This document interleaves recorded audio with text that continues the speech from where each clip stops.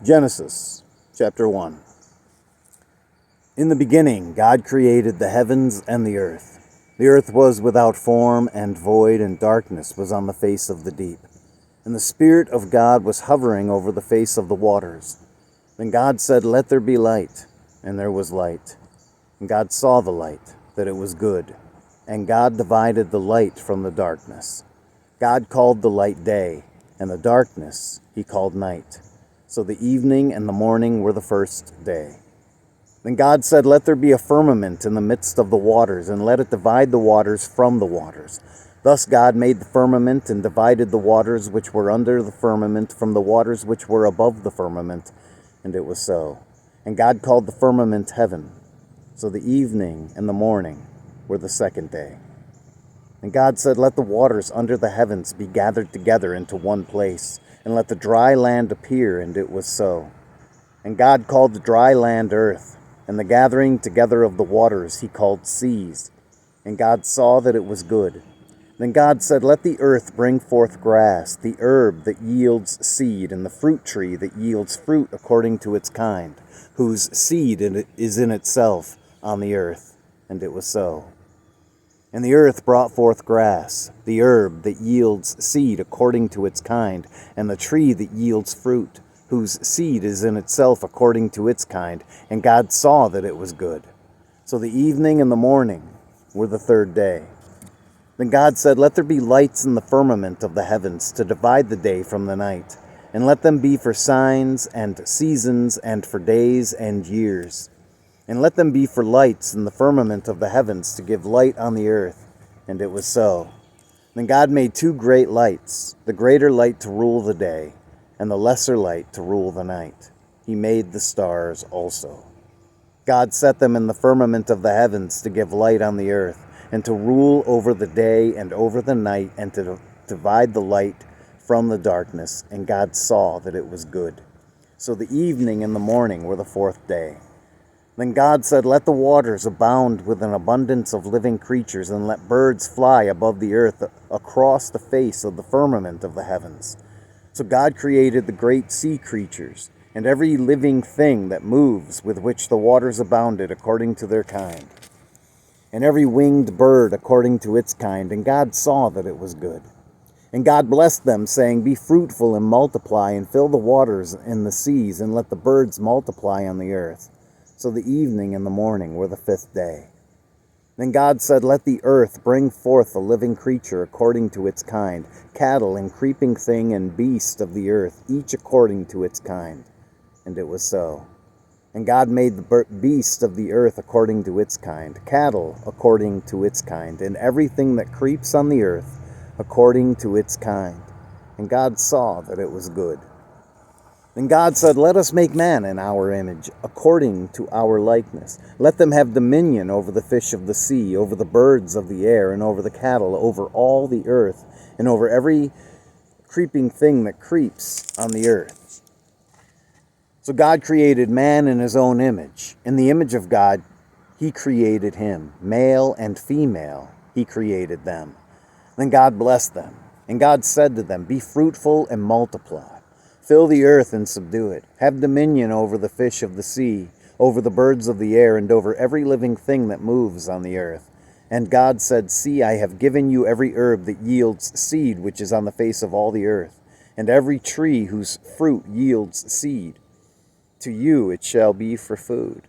Also to every beast of the earth, to every bird of the air, and to everything that creeps on the earth in which there is life, I have given every green herb for food." And it was so. Then God saw everything that he had made, and indeed it was very good. So the evening and the morning were the sixth day. Genesis chapter 2. Thus the heavens and the earth and all of the host of them were finished. And on the seventh day God ended his work which he had done, and he rested on the seventh day from all his work which he had done. Then God blessed the seventh day and sanctified it, because in it he rested from all his work which God had created and made. This is the history of the heavens and the earth, when they were created in the day the Lord God made the earth and the heavens. before any plant of the field was in the earth, and before any herb of the field had grown. For the Lord God had not caused it to rain on the earth, and there was no man to till the ground. But a mist went up from the earth and watered the whole face of the ground. And the Lord God formed man of the dust of the ground, and breathed into his nostrils the breath of life, and man became a living being. The Lord God planted a garden eastward in Eden, and there he put the man whom he had formed. And out of the ground the Lord God made every tree grow that is pleasant to the sight and good for food. The tree of life was also in the midst of the garden, and the tree of the knowledge of good and evil. Now a river went out of Eden to water the garden, and from there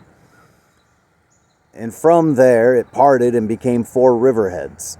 The name of the first is Pishon.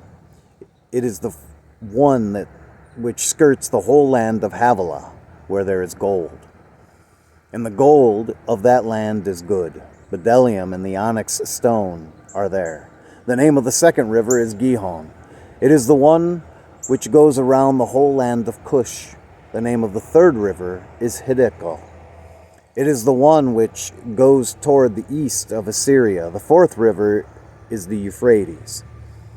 Then the Lord God took the man and put him in the garden of Eden to tend and keep it. And the Lord God commanded the man, saying, Of every tree of the garden you may freely eat, but the tree of the knowledge of good and evil you shall not eat, for in the day that you eat of it you shall surely die. And the Lord God said, It is not good that man should be alone. I will make him a helper comparable to him. Out of the ground the Lord God formed every beast of the field and every bird of the air, and brought them to Adam to see what he would call them. And whatever Adam called each living creature, that was its name. So Adam gave names to all cattle, to the birds of the air, and to every beast of the field. But for Adam there was not found a helper comparable to him. And the Lord God caused a deep sleep to fall on Adam, and he slept. And he took one of his ribs and closed up the flesh in its place. Then the rib which the Lord God had taken from man he made into a woman, and he brought her to the man. And Adam said, This is now bone of my bones and flesh of my flesh. She shall be called woman, because she was taken out of man. Therefore a man shall leave his father and mother and be joined to his wife, and they shall become one flesh. And they were both naked, the man and his wife, and were not ashamed. Genesis chapter 3. Now the serpent was more cunning than any beast of the field which the Lord God had made. And he said to the woman, Has God indeed said, You shall not eat of every tree of the garden?